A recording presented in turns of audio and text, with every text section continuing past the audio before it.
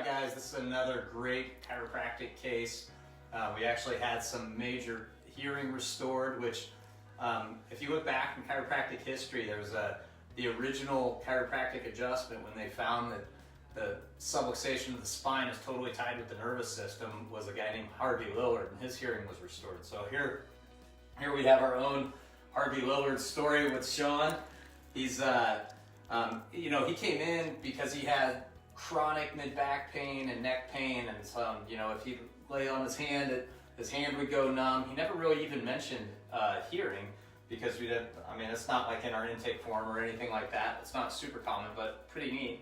So upon evaluation, we see that he's got a structural problem. So a pretty solid curvature in the spine, and that's the driver of his problem. So just today he came in and he said, for how long have you had hearing loss? 20 years. 20 years in the right ear, In the right? right ear, yeah. So just thought it was gone. How would you describe the hearing? It was about 50% or Yeah. around that, and now it's back up to about 70 or 80. Yeah, you said you can hear it, it's clicking, it's popping, like it's starting to... Yeah, I can feel fluids moving in there again, drainage. Yeah. And it didn't have that for a long time.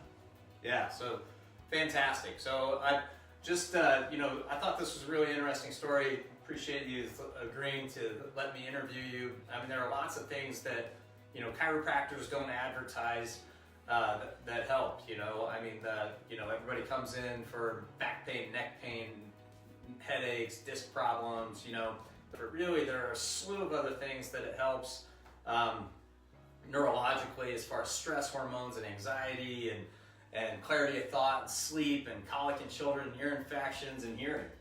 And we see that, just with adults and babies. With babies, when they have ear infections, we adjust them and those ears drain.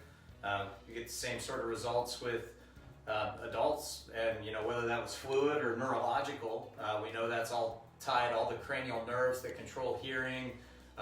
Sometimes when people have Bell's palsy, eye twitches, it comes from this upper cervical spine, and so we know we can help that. So I just wanted to deliver that, so now you guys know that we can help that.